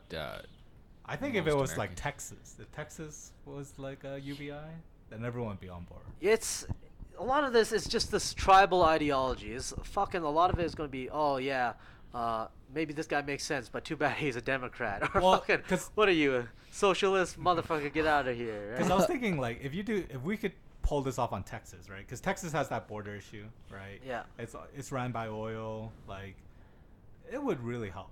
Because like Texas, there are a lot of people who work like menial jobs and stuff. Yeah, I don't know. Like, this is a question if he gets elected, right? The problem is he might not get. I don't know if he will get. But yeah, you're right. He could start it off in like a trial basis. But I think people, if he becomes president, people are not going to say, what are you doing the trial for? You promised us this. You're right. Fucking do it. Yeah. Once he's elected, I think he has to pull it Yeah, off. I think this is also, something that he's gambling with. Like, you're not rolling it out by trial basis and see if it works and gather data first. You're going to roll it out nationwide because that's his promise. This is bigger than Obamacare, right? And like, how hard was Obamacare for him? Yeah, that was fucking hard. But he also has Medicare for all too, and you know how hard that is already. Obamacare got repealed by Trump, and then he's coming back with it, like for Medicare for all, and he's coming in for $1,000 to everybody. Don't worry, it's not communism. Yeah. This would be Andrew Yang's border wall if he gets elected, then he has to do it. Yeah, except this is not some kind of symbol, right? This is Yeah. like an actual thing that people have to do. It's a like, program. Most countries are actually going to have to start to do this. The ones that can do it, they're going to start to do this. If US can do it, yeah, everyone's eyes are going to use them as an example. I think some other countries have already implemented it. I think Finland or Sweden or I something. think they implemented trials. Trials, and but it I didn't mean- give you like the satisfactory. I guess the results were not like convincing, but the thing is, like, this has to be applied to everybody, right? Yeah. Like, this can't be selectively really applied. This is huge because you're starting with like one of the biggest states, like, you know, scalability, everything. Yeah. But if they can pull it off, I could see a lot of countries. Yeah, because literally you can start see transitioning. right now I view America as completely ass backwards in a lot of things. This thing would actually put it forward and very like progressively ahead than a lot of other countries in the world. Like they'll leapfrog countries right now. They be skyrocketing. Yeah, and then and if it works, that would be the next kind of like the societal revolution. And I'll tell you right now, like countries like China and Germany are kind of working towards themselves to this. They're recognizing that eventually, yeah, AI is going to take over shit. Automation is going to take over shit. You're going to displace a lot of people, and they want it because that's the only way you can move forward. So what are you going to do with all these people, right? So they're starting. They have these plans that go into the future where it's like eventually you want to get yourself to look like something like that. Like you want to give some kind of system that takes care of the people that can't work anymore and keeps on taking care of more people that can't work anymore that are getting displaced while you're fucking growing in productivity from the new technological gains, right? What happens if this corrupts or cripples US, where they're just spending money constantly, you know, and they're just not. Isn't that what they're doing right now? They are. They're leaking. Exactly. But you doing UBI would if they're not doing it right, potentially could make the leak bigger. I don't think it would make it that much bigger. I mean, considering how much they spend on military and everything every year. That's the other thing. If they start doing this, they're probably gonna have to cut down on the military and stuff like that. They cannot afford to keep a worldwide military. It's like $700 billion budget. But what happens if the millionaires or the billionaires starts moving away from US? Because they're like, oh, I don't want to pay for this UBI stuff. If they want to be in the American market, like the whole deal is, if they want to participate in the American market, you got to pay that VAT tax. That's basically the thing that they gotta pay into, right? That's the biggest thing they have to pay into, that VAT tax. And I don't think there's a lot of corporations that would say, you know what, fuck this 10%. I'm not gonna stay in this market of 350 million people and like the largest nominal GDP country in the world, right? Like nobody stays out of China, even though China back at least a couple of years ago still required you to do like a joint venture and had all these restrictions on what you can do. And you had to, if you want to do business in China, you have to like transfer technology in some areas as well, right? Like people still went there.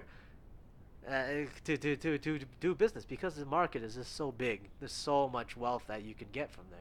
I guess he is banking on people who grow their roots that like they have to stay. Not even roots. Like people are gonna come do business because you're too big to resist otherwise. Yeah. Fair enough. Yeah. Right. That's the thinking behind it. So for countries that already have socialist like regimes, it's easier for them. It should be easier for them to implement. Like theoretically, it should be easier for Canada to implement something like this. It should be easier for Norway, Sweden, those countries to do this. The interesting thing, China used to do something like this back when Mao was in power, right? It was universal healthcare, it was guaranteed employment for everybody. But just because of the material conditions were so low for the entire country, like it was only a little bit you can try to give for everybody. It still improved like a shit ton of people's lives, but it's still limited because of the material limits that you had. Yeah. So for a period of time when they opened up, they kind of had to get rid of that just to accumulate fucking money and shit, right? Because the state couldn't afford to keep all that and get rich at the same time. Now, since China's richer again, it's really rich, they're thinking about, okay, we're gonna eventually have to go back to something like that again. Give everybody Medicare, like a social safety net, healthcare for all. They're going back towards that thing. Mm-hmm. Like the only major country in the world that isn't going towards that direction right now is America, right? Yeah. All these, but I use China as an example because that's the closest thing you'll get to America. A huge country with a huge population. You can't compare Norway to America. You can't compare. You can't compare the population of Canada to America and stuff like that. But you can compare those two countries. And But I do think like for China, they're probably more likely to have a UBI than US. Yeah, like, because just culturally. Culturally, and also they have the revolutionary credentials because it's very fresh in their minds that they just came from a revolution to give the have-nots, what the people that have shit took from them, basically, right? To give the have-nots something. That's their whole revolutionary foundation. It's still fresh in their minds, right? So, and so they're basically doing things for the sake of progressing the country. It's still fresh in their minds. The U.S. has stagnated from 200, 300, almost 270 years ago or whatever, right? Like, it's just independence from Britain. That's it. That was the peak. That was the peak. That was the peak. Yeah. In China, it was like, like fucking a country for the people, by the people, or whatever, for all the peasants that back then, if there was a famine, you ate your own kids for sustenance. Now you get a say in stuff. You get to fucking have stuff that you never had before, right? So the revolutionary, the momentum is still in that country. So that's why you have a more competent leadership on average than you do in an American one. The American one, you're not. You can tell how many people are fucking morons over there. And even the Americans themselves are pretty polarized. It's one or the other. It's very polarized. Because, like, even with the results of the last election, like, it's a bit by design too. Well, yeah, it's we're talking about America today. They weren't as polarized before. Yeah, they were still polarized, but it's just that the economic. But they agreed on things. Like now, it's kind of like it was like we agree on it because life is good for now, so we can fucking like you don't turn racist and not racist and turn racist and shit. No, but I think you don't blame immigrants and stop blaming immigrants and be like, yeah, they're okay, and then like, you know what? No, fucking, I changed my mind. I hate them. It's just I feel like there are times you will do that. I think that's becoming a trend in politics all over the world, which is that if the opposition comes up with a good idea, then it's bad for us, regardless of how it could benefit the country. Like, if it's a good idea coming from the opposition, it's still a bad idea. Well, it's more like the opposition maybe just is opposing for the opposition's sake. Maybe the incumbent party has a good idea, but you're opposing it just because they're the opposition. Exactly. Maybe you have a bad idea, oppose it. Sure, works out. Good idea, oppose it. For what reason? Oh, just because we don't like them. They're the other guy. But that's becoming the norm, I think. Like, to oppose ideas, regardless of whether they're good or bad. As long as if it's coming from the opposition. Yeah, and usually you see that happen when shit starts to go downhill. When you start to see the economy like get fucking destroyed. Then the issues of immigration, rape culture, racism, stuff like that comes back up again because, like the mindset is you can't fix the real problems. You go after these problems, the ones that you think you can fix, that you think are wrong with society, the symptoms. You attack the symptoms, basically, right? I mean, racism, America has always had to grapple with it. It gets tempered when things are looking good. When your economy is good, you don't have to worry about the other guy with the darker skin or the lighter skin in the neighborhood away from you. Because you're good, right? If you're putting food on the table, you're owning like fucking 3 cars in a garage, and you're making ends meet and shit. Then it doesn't matter what color your neighbor is. Yeah. So the guy that's racist would be like, I don't really have to think about that stuff until you see that you can't provide for your family. You think it's because of these other people, and then not knowing that maybe the poorest black guy or the poorest Hispanic or the poorest whatever has more in common with the poorest white guy than they do. Well, then the white guy has in common with Donald Trump or Jeff Bezos, right? But it's racism. Of course, the middle class and working class, regardless of color, has more in common with each other than anybody up above. It is, but to them, to America, them, no, especially this. You have to find someone to blame. That's the thing. When shit goes bad, you have to find someone to blame. Yeah. And that's when all the racial undertones come back up and start bubbling up. Right now, like, just because of the historical circumstances of America, it's more easier for that to happen. But that can happen in any, not even multicultural country. You can have it in a homogenous country where shit starts to go downhill, and then this ugliness starts over something. And instead of race, it'll be like, yeah, like whatever your fucking station is in life, or where your neighborhood is. Like, these problems come up when shit hits the fan. And that's when you see people just turn on each other. Like you said, scarcity, right? Like Andrew Yang says, it lowers your IQ points a little bit. You get in that mindset of scarcity, blah, blah, blah. Forget the IQ thing. Historically, when you had problems related to scarcity or whatever, people get rowdy. People start to fucking agitate for that shit. So, you know, like, unless... I think, fuck, what was that? I read one article, and it was, back then it was like these people interviewing rich people, and they were saying,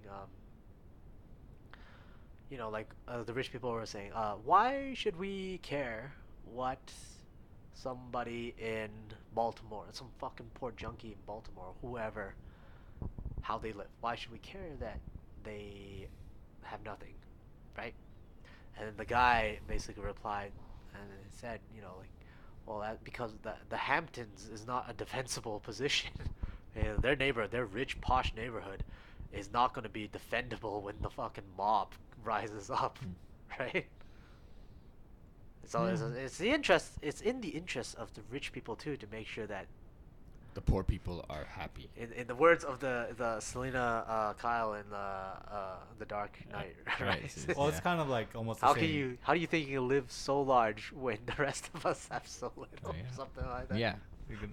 I butchered the quote. Yeah, Catwoman would be angry. Catwoman would be angry. It's kind of the same idea. I think Bill Gates was talking about. The question was asked like, "Oh, if we were to save children in Africa, does that create a problem of overpopulation, right?" Yeah.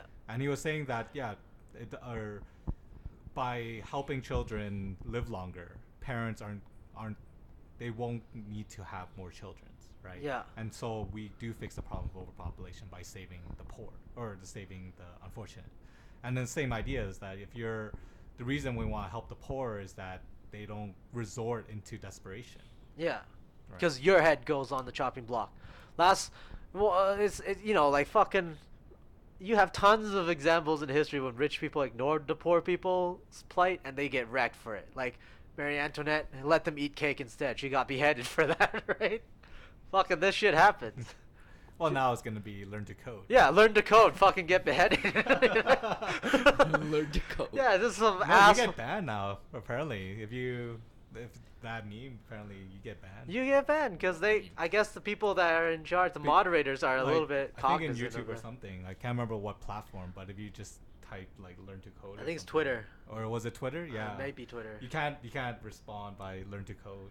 Oh. Yeah. People take a huge offense on that end. Because that's the modern let them eat cake, right? That's People get into frenzy and fucking guillotine, take you to the guillotines for that. Yeah. Yeah. I see where that's coming from.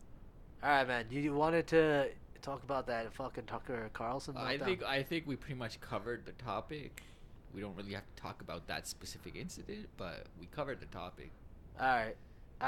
We can come back to it later if you want. I mean, basically what I want to talk about is Tucker Carlson being a fucking idiot again. Yeah. Oh, on Fox? Yeah. Yeah. No, I don't. There's no credibility on Fox. Yeah. Okay. So the background to this is that recent guy that was at Davos. Rutger Bergman. Yeah, the historian. Dutch he basically historian. said he was there, and Davos is a meeting of all like these rich billionaires and maybe leaders of the countries, and they get together to discuss the world events, economies, and whatnot. And they all had they were all talking about this the rich and poor divide, the income inequality, and they're like, oh yeah, this is a big problem, this is a big problem. And then the historian, he's Dutch, right? Dutch, I believe. Yeah. So then the historian is basically like, so many fucking rich people in this one place and we're talking about fucking income disparity and poor rich divide, you know, like, and we're not we're not talking about the most obvious thing, which is just fucking pay your taxes.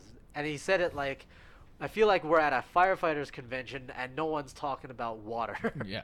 Basically, right? Well, yeah, he said it pretty matter of factly. Like, you're ignoring the fucking elephant in the room. Yeah, this is you guys are the fucking problem as Yeah. well. Like, you guys are a big part of the problem, right? It's not some novel thing. If you simply pay your fucking taxes, this problem, if not, if it doesn't disappear, it would at least be greatly reduced. Yeah, but yeah. So what happens was Tucker Carlson invites him to, I guess, did this taping of a show. It never aired, but the guy recorded it and leaked it, and it's basically just Tucker just losing his shit because it starts off, like, yeah, I agree with what you said. It was good, and then they banter a little bit, but then the Dutch guy, he starts saying like, well, fucking, like. You're a millionaire paid by billionaires. Yeah, like you are part of the problem too. Yeah. You're millionaire paid by billionaires. Like, you're part of the problem, and it's funny to think that you guys would be the solution to it or whatever. Yeah. And then Tucker Carlson lost his shit. Started swearing at the guy. Yeah, it's like, oh, fucking more, and then they never aired it. But it's out there because what's his name? The historian put it up on Twitter. He recorded it. Yeah, which is and the reason. Tucker Carlson, if you're not like paying attention to the horseshit that's going around, he recently did like a segment on his show where he basically blasted like the billionaire class and how he did this monologue where he was saying stuff in support of the poor people, right? The ones that supported Trump. He's like, well, you guys think that you guys can keep on doing this? Like, there's a reason Trump got elected. Whatever. Same kind of arguments, and then. It was a big, I guess there was a big shit show on the conservative side where they're like, what? Because Tucker Carlson's one of their fucking golden boys, right? Yeah. So they're like, how could he say this? Or he's all way off the base. Or it's like, you know what? Maybe he's right. And then, the opponents would be like, maybe this guy gets it or something like that. And then everybody's making a big hoopla and shit like that. No, I mean, Tucker Carlson said that just for the fucking ratings, basically. Like, he doesn't actually believe in those words that he said. The thing is, he used like buzz concepts, exactly. Like that a lot of like left people or Marx or even like actual real left like Marxists or whoever would use, like, your labor value and whatever, that you don't expect from a normal, like, that guy, the conservative. Right, and he's just trying to appease the other side without actually having to do anything or actually address the problem. Yeah. It's just a bunch of words, hoping that the other guys will be like, oh shit, okay, maybe someone's woke to this. Well, fucking, if the more people woke to it, the better. But yeah, like, he's not. He's not looking for like the emancipation of the worker, Yeah. He is saying it basically from his own station's interests, right? Basically saying, why don't I make enough money? Why am I a millionaire? I should be a billionaire. Well, that's his point. I don't know. I think he is saying some very obvious issues, which surprisingly not a lot of people are saying in America. But like at the end of the day, what he wants, his prescriptions for the country, is still sort of no, but it's still sort of like well, okay, this is not gonna do anything. This is gonna, this is just either gonna make things worse for a whole lot of people or like visible non-white people. But those words coming from Tucker Carlson just sounds like the rich people being jealous of the stinking rich people. Like, that's all it is. It doesn't really address the working class or the middle class. Well, he addresses the working class, right? But but his prescriptions and why he's addressing the working class is still not the same as like, oh, you want effectively a better life for working class people, or giving them more of a say, or giving more of the fucking loot or whatever the fuck, giving more of whatever. It's just saying like, you if you piss off enough working class people, they're gonna turn on us. That's the angle that he's coming from, right? Like, if you piss off enough of these people, they're gonna turn on us. Blah blah blah blah. And then, but what the historian Bergman, his point is valid too. Like, simply, all you fuckers start paying your taxes, and then I mean, they get to sit at Davos and be all this like, you know, intellectual, like, oh, we're discussing this situation and this, and you know, our words will fucking change it. No, I mean, you actually have to do something, and that's the point he was trying to get at. Yeah. Like, you can't just keep fucking talking about this and talking about this. Yeah, it's not like this, and then do nothing about it.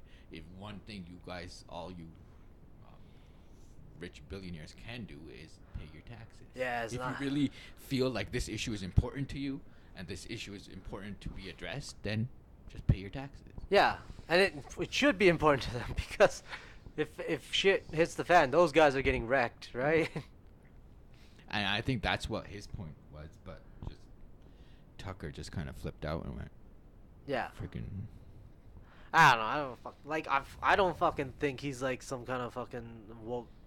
I don't know, like enlightened messiah, anyways, right? No, but he pretends to be. That's the thing. It's just he's one of the. Everybody he's one on of the Fox guys, pretends to be. Yeah, he's one of the guys that says that pointed out something obvious, and it's just a surprise that an American, especially reactionary type of dude, some Fox News guy, can say that. Speaking of Fox, this is totally off topic, but there was another guy last week or something, speaking about how he hasn't washed his hands in 10 years because he doesn't believe in germs. Oh, okay. If I can't see them, they don't exist or something like that. Okay. I forget his name. It was on like what's the morning show? Fox and Friends or whatever. Something like that. Yeah, I think he's some shit like that.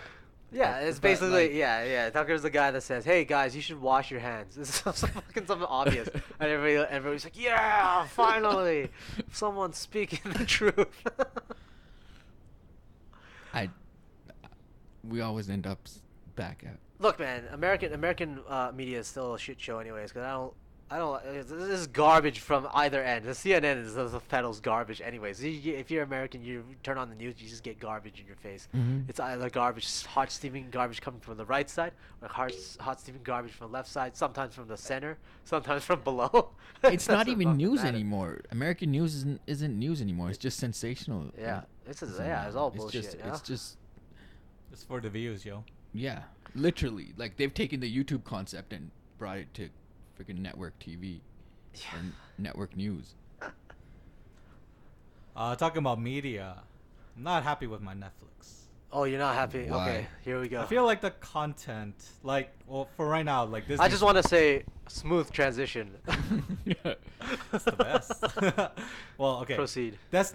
Disney's pulling out, right? And I find like That's Netflix. The pull-out method doesn't work, man. Does Disney know that? I'm sorry. I'll stop. It's really bad. It's such a lazy joke. Okay, go. I'm ashamed. All right. So Netflix. I think they took the idea like we're gonna create originals because they knew that their old business plan wasn't sustainable, right? Because you're being the media they were like the clump like. They were the middle guy, right? They were collecting all these movies that you once seen or these TV series, and now you have a whole library and to see them again, right? And then people are finding out like, oh, they're making money, so then we want to make our own streaming, right? So Disney, they're looking at making streaming, and I think they own Hulu, and down the road they're probably gonna put a lot of their stuff there, and they're looking to buy out Fox, right? So then they're gonna have a huge streaming there. Like a lot of the good shows that used to be on Netflix seems to not be there now, and I feel like Like which shows specific? My personal favorite, like Buffy's not there anymore, right? Yeah. But just like indie films, like a lot of the indie films aren't really there. Yeah, when Netflix first started, you could almost find almost everything you wanted to watch, old films, new films, on Netflix, and then I guess people started to really want to get into the whole streaming industry and try to capture that share. So then, everyone's making their own. Yeah, more shows weren't selling their rights to Netflix, but by doing that, they're just gonna fuck the streaming industry because everyone will go back to cable. That's what they want to do. Yeah, it's essentially TV now. Everybody's streaming. It's like a channel. You have to pay $15 for this one, $10 for this one, $5 for that one. Then people will just fucking go back to TV and be like, that's where it's heading. Like Netflix. One day you offer like a cable package, it's like a streaming package of Netflix and Hulu and Prime Video. It's gonna happen because if you think about it, like the best thing about Netflix I find was that you watch a show on Netflix and you tell your friends, hey, I seen this show on Netflix. They have access to it, right? Yeah. But if you tell someone, hey, I seen this show on Hulu, they're like, oh, I don't have Hulu. Yeah. Right? Well, we don't have Hulu. Or if you watch like HBO, you're like, oh, I saw this amazing show on HBO. I don't have HBO. And this is why Netflix is coming up with the Netflix originals and stuff like that, because they saw that They knew their they time saw was coming. it's like other sites, other companies were starting their own streaming services. They're not gonna give you the rights to stream their shows anymore going in the future. You're gonna have to come up with some shit that you can't find anywhere else. So I think Netflix is. I don't know if they're going to continue growing because unless you love their Netflix original, people I think are going to look for other streaming. Probably not, because they have to pay a lot to keep some of these old shows. Like for Friends, they have to pay NBC fuck tons of money just to keep the reruns that's on insane. But I think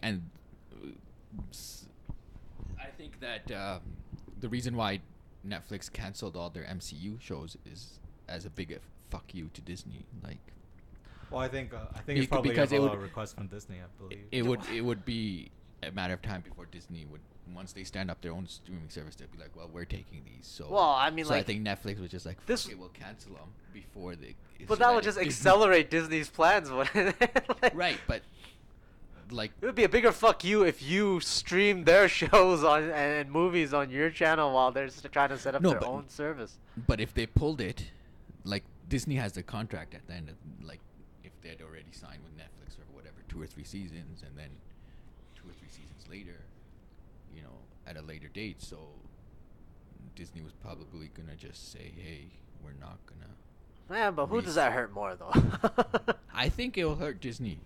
My cousin and I, we were talking about this, that like it seems like Disney and all these other streaming services will do good, but there's also a chance that they won't, because everything that they have with Netflix was footing most of the bill, right? Disney got to have their name attached to it and stuff like that, but Netflix was footing the bill. Well, whereas once they start up their own streaming services and create their own originals, then they're gonna have to foot the bill. Like, well, part of the Netflix bill was footing it to Disney, right?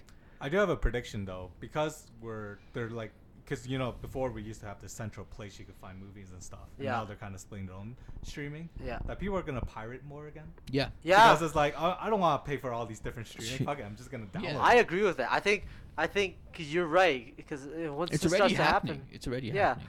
And then the pirating services, they're gonna get a lot more like sophisticated. They're gonna give you like fucking 4K streaming somehow too, right? Yeah. There's gonna be pirating stream. Is like, oh yeah, we have access to all the streaming. All the streams, yeah. And you just log into this. There is. Oh, there probably is. You're right. There probably is. But it's gonna be way better. It's gonna get really developed the more people get into it. Yeah. Yeah. So it's funny because like we were heading in a direction where everything was centralized, and now we're going back the other direction. Right. Yeah. We're just taking steps backwards. It's funny how things change. I mean, you're only a disruptor industry if you're the only one in that industry. I mean, Netflix was the only. They had the monopoly. They had the monopoly. Now that everybody's following suit, you're no longer disrupting the industry. You're just back to you've created a new standard for that same industry. Yeah, and unfortunately, like Netflix originals, some were good, but I don't think they're up to the standards of the Hollywood stuff. Still, some were really good. But I mean, since they have so much money that they can actually, you know, risk a few bad ones. But now I think it's becoming an issue of quantity. Yeah, because when they first came out with the Netflix originals, you know, it's basically like we have to make sure that the ones we come out are going to be fucking knockout successes, because you're debuting. Now there's just so many of them. Yeah, so many of them. Now it looks like any average Joe can walk up to Netflix and be like, hey, I got an idea. And they're like, okay, for 3 seasons. Well, they need to build a library. But then that's the problem. Like I browse through Netflix and I'm like, I'm not interested in most of this stuff. If I could get back the time I spent just browsing through, not watching anything, just fucking browsing through it, I would have so much time to do something else. Like there's times where I've been browsing and then an hour later you're like, fuck it, I'm going to sleep. There's nothing good to watch, right? But we've already like lived this convenience already. I mean, back then you could get a whole bunch of people that can just find whatever streaming site to watch or whatever torrent site to watch. But you know, it's that skill has kind of atrophied, and those sites have atrophied because you know Netflix was so convenient. It's funny that like it happens in movies, but music doesn't. Like Spotify seems to be the champion of streaming music Right, and they're doing well. I don't know. Like you got competition there too. SoundCloud, Spotify. But the thing is, you can find.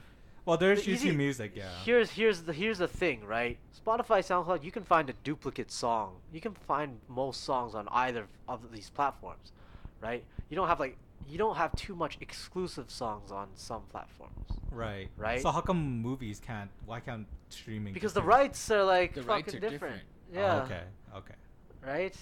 So it is the copyright. I think is the main issue. Like Spotify worldwide, I think is the same. Like if you're sitting in China, Plus, you can access to the same. Plus, yeah, exactly. And plus Spotify, the service to listen, it's basically free. Yeah. Right. If I remember. Free with ads, yeah. Free with ads, but SoundCloud basically all the songs you listen to them all. Yeah. All for free. Yeah. Right. And it's just like you pay the premium service for the other stuff that you can't get for free. But Netflix, all these other streaming sites, you have to subscribe to watch them. You don't have some free portion. YouTube's the only free one that you can think of, right? Mm-hmm. But then you got YouTube Red for that kind of shit. Yeah. Well, now it's like YouTube Premium, but yeah. YouTube Premium, sorry, yeah. Well, some of the features for a premium is actually pretty good. Like you can play videos and have your phone turn off. You think they would lose a lot of money if, let's say, Netflix started out, gave a free version, and then had a subscription version?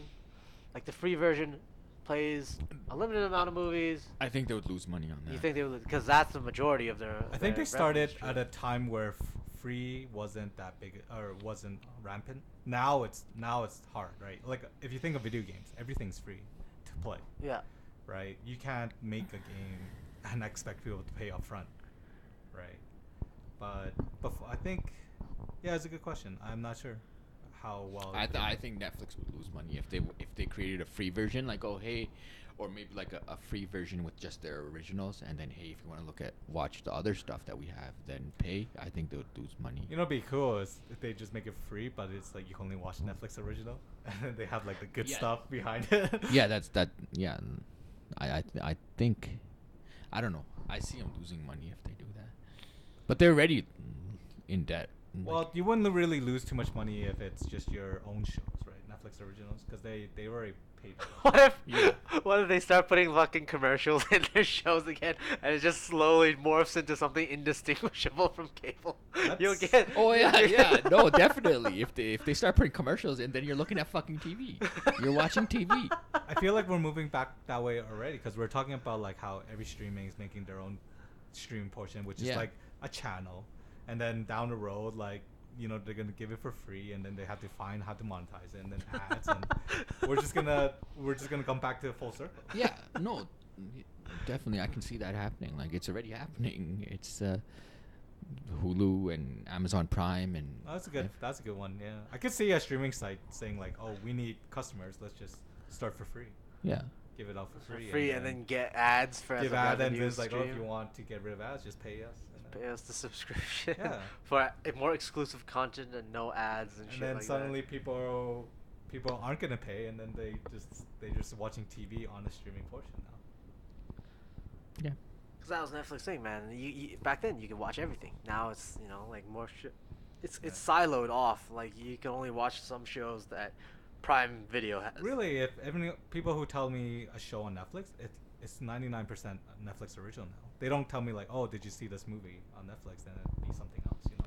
Or even if it's a movie, it's a Netflix original, like Bird Box and stuff like that. People were talking about it, like, yeah, but it's a Netflix original. Yeah, but rarely do someone tell me to watch a movie that isn't a Netflix original anymore. Yeah. Oh, it's going like. Hey, did you watch Terminator on Netflix? Yeah, nobody says. It's slowly morphing back into something that's more like HBO, right? Yeah. HBO fucking exclusives and shit. It is, and I think people are gonna start subscribing to other streaming, because I feel like people are looking for other. So you think they'll start to bundle some of these together? I think there'll be other services that'll stand up that'll bundle everything. Like, hey, you can get Netflix, Amazon, and Hulu for a low rate of $29.99 a month or some shit like that. Something like that. Yeah, someone will have. Well, then suddenly you have to create like another. You have to create an API or something, like some type of viewable video that goes into this ones. But then like Netflix, it might be harder for certain Netflix shows, like the Bandersnatch with Black Mirror with the Choose Your Own Adventure. That might be a little bit harder. Yeah, to well, that's a connect. really, really, really specifically niche film. Right. Yeah, That is. Yeah, I don't think that's gonna be a. I don't think popular- that's gonna pick up. I think that was their experiment, and Yeah. their plan was to do more like that. But But I think that would be the new business. If someone can create a streaming portion that can connect to other streaming things and then start getting that customer. well, with all this streaming and AI, like they could break into new territories with like movies where you could be VR like movie. VR VR movies movie. where With 5G coming, that's a definite VR movies where possibility. you are the star of You're the right movie. in there, yeah. You're the fucking star of the movie. Just like you're the main Bandersnatch, guy. but literally you are in the movie Yeah. making decisions. See, I was hoping Netflix could be like the YouTube, right? Because like people, there are other video platforms, but none of them is like YouTube, right? That does it as efficient, that has everything, and basically There's Chinese sites. yeah, There's they might be sites like Chinese, that.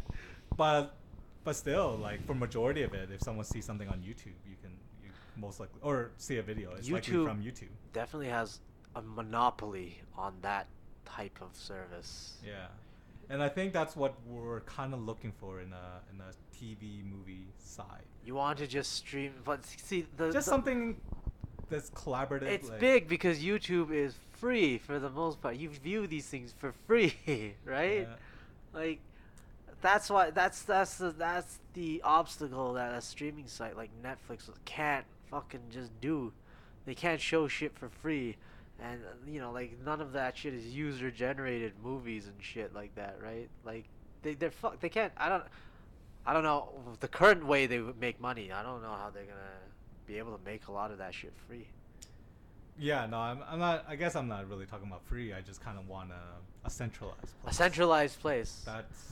I just hate this decentralization. I think before they go to some kind of more like centralized service or a bundled service, they might with 5G coming in, they're gonna try to come up with some really exclusive VR, and like Netflix only or Prime Video only movies, where it's like yeah, but you the can watch. the first couple of movies of those are gonna suck. Well, 'Cause maybe they're- not. What if they come up with like a fucking Saving Private Ryan, but you're in the battle, You're fucking Private witnessing Ryan. this shit, right?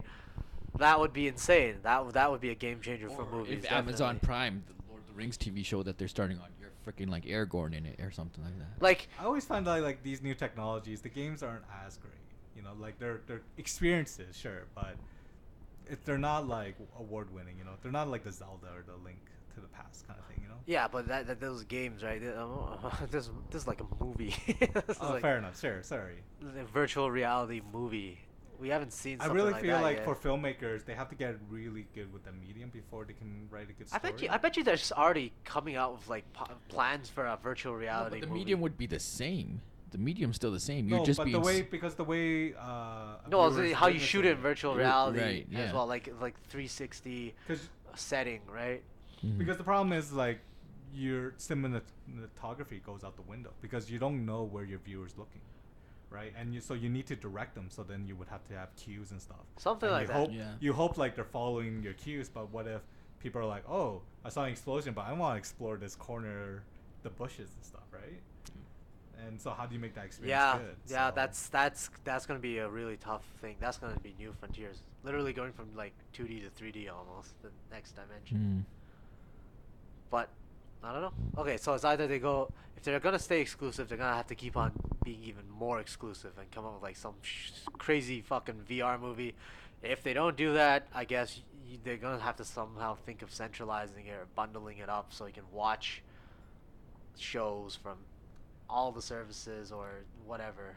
Well, yeah, I guess what Netflix is kind of they're in a weird spot because they either have to make their originals way better, and then people are like, oh, I'm watching Netflix because of the originals, Yeah. or yeah, Be like I mean, HBO, if, like if they want to be you s- really exclusive, they can start packaging their originals and mailing them to you to watch at your leisure.